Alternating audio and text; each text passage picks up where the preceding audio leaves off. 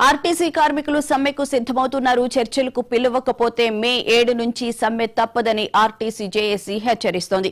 ఆర్థిక ఇబ్బందుల్లో ఉన్నందున సమ్మె విరమించాలని ప్రభుత్వం కోరుతోంది. సమ్మెను నివారించడానికి ప్రభుత్వం ముందున్న అవకాశాలు ఏమిటి, కార్మికుల డిమాండ్లకు ఎంత ఖర్చు అవుతుంది, ఈ విషయాలపై మరిన్ని వివరాలను మా ప్రతినిధి రామ్ నరేష్ అందిస్తారు.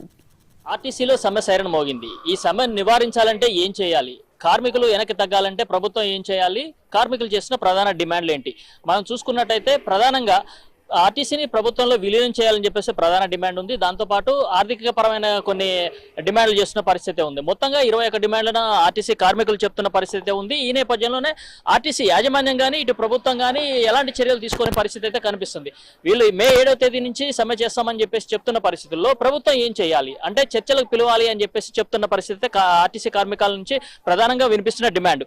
చర్చలకు పిలవాలి అంటే అఫీషియల్ గా పిలవాలి అంటే ఇప్పుడు ఏదైతే కార్మిక సంఘాలు సమ్మె నోటీస్ ఇచ్చాయో వాళ్ళని చర్చలకు పిలవాలని చెప్పేసి కోరుతున్న పరిస్థితి ఉంది. అయితే అలాంటి అఫీషియల్ గా ఎక్కడ చర్చలకు పిలవకుండా కేవలం సీఎం గానీ అదేవిధంగా రవాణా శాఖ మంత్రి తమ దగ్గరకు వస్తే అంటే 5వ తారీఖు కానీ 6వ తారీఖు కానీ మీరు వస్తే మా తలుపులు ఎప్పుడు తెరిచే ఉంటాయి, మీతో చర్చలు చేయడానికి సిద్ధంగా ఉన్నామని చెప్పేసి రవాణా శాఖ మంత్రి పొన్నం ప్రభాకర్ చెప్పారు.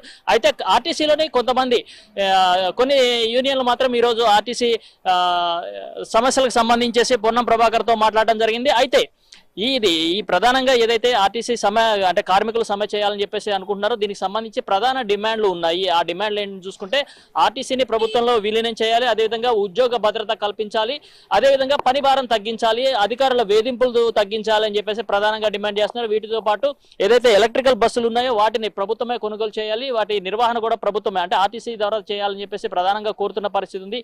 ఈ డిమాండ్లు చేస్తున్నారు కాబట్టి అంటే వీటిలో 21 డిమాండ్లలో ప్రధానంగా చూసుకుంటే ఆర్థికపరమైన డిమాండ్ కొద్దిగా ఉన్నాయి, మిగతా అన్ని కూడా ప్రభుత్వం పరిష్కరించే సమస్యలే ఉన్నాయి. కాబట్టి వాటి దిశగా ప్రభుత్వం అడుగులు ముందుకు వేస్తుందా లేదనైతే వేచి చూడాల్సిన పరిస్థితి ఉంది. ఎందుకంటే ఇక్కడ ఆర్టీసీ కనుక సమ్మెకు దిగితే అది ప్రయాణికులపై చాలా భారం పడే అవకాశం ఉంది. ఏదైతే ప్రభుత్వం ప్రతిష్టాత్మకంగా చేపట్టిన మహాలక్ష్మి స్కీమ్ ఉందో దానిపై కూడా భారం పడే అవకాశాలు ఉన్నాయి. ఎందుకంటే మహిళలంతా కూడా ఇప్పుడు మహాలక్ష్మి స్కీమ్ ద్వారా ఉచితంగా ప్రయాణం చేస్తున్న పరిస్థితి ఉంది.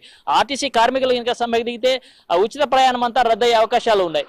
ఒకవేళ ఆర్టీసీ కార్మికులు దాదాపు ఆర్టీసీలో 9,400 బస్సులు ఉన్నాయి. వీటిలో అద్దె బస్సులు దాదాపు 3,000 చిల్లర బస్సులు ఉన్నాయి. అదేవిధంగా ఎలక్ట్రికల్ బస్సులు దాదాపు 400 బస్సుల దాకా ఉన్నాయి. ఈ అన్ని బస్సులు అంటే 3,200 బస్సులు అద్దె బస్సులు కానీ అదేవిధంగా ఎలక్ట్రికల్ బస్సులు అన్ని కలిపి కూడా 3,200 బస్సులు ఉన్నాయి. ఈ బస్సులన్నీ కూడా తిరిగినప్పటికి కూడా ప్రయాణికులకి పూర్తి స్థాయిలో వాళ్ళ గమ్యస్థానాలు చేర్చే అవకాశాలు అయితే లేవు. ప్రయాణికులు ఇబ్బందులు పడాల్సిన పరిస్థితి ఉంది. కాబట్టి ఆర్టీసీ సమస్యను ప్రభుత్వం సానుకూలంగా పరిష్కరిస్తే ఇబ్బందులు ఉండవు. అయితే మనం ఇందాక మాట్లాడినప్పుడు కార్మికులు చెప్తున్న పరిస్థితి ఏంటంటే ఏదైతే మహాలక్ష్మి స్కీమ్ ద్వారా ప్రభుత్వానికి 300 కోట్ల లాభం వస్తుందని చెప్తున్నప్పుడు ఆర్టీసీ కార్మికులకు సంబంధించిన సమస్యలు పరిష్కరించడానికి 50 కోట్లు కేటాయిస్తే సరిపోతుంది, సమస్యలు పరిష్కరిస్తాయి అంటే దీంట్లో ఏదైతే 21 డిమాండ్లు పెట్టారో ఆ 21 డిమాండ్లలో ప్రభుత్వం పరిష్కరించదగ్గ సమస్యలు ఎక్కువగా ఉన్నాయి. ఎందుకంటే ఉద్యోగ భద్రత అనేది ప్రభుత్వం తీసుకునే డెసిషన్, అదేవిధంగా అధికారుల వేధింపులు ఏదైతే ఉన్నాయో వాటిని కూడా తగ్గించాలంటే అది ప్రభుత్వం తీసుకునే వీటిలో ఎలాంటి ఆర్థిక పరమైన అంశాలు లేవు, కేవలం ప్రభుత్వం తీసుకునే డెసిషన్ మీదనే ఇవన్నీ కూడా ఆధారపడి ఉంటాయి. అదేవిధంగా ఎలక్ట్రికల్ బస్సులకు సంబంధించిన అంశం ఏదైతే ఉందో దాన్ని కూడా ప్రభుత్వం పరిష్కరించవచ్చు. ఎందుకంటే ప్రైవేట్ పరం చేస్తే ప్రైవేటు వాళ్ళే ఉద్యోగులుగా ఉంటారు. అదే ఆర్టీసీకి ఇస్తే నిర్వహణ అనేది తక్కువగా ఉంటుంది, ఆర్టీసీకి కొత్త ఉద్యోగాలు కూడా కల్పించిన అవకాశం ఉంటుంది అని చెప్పేసి చెప్తున్న పరిస్థితి అయితే ఉంది.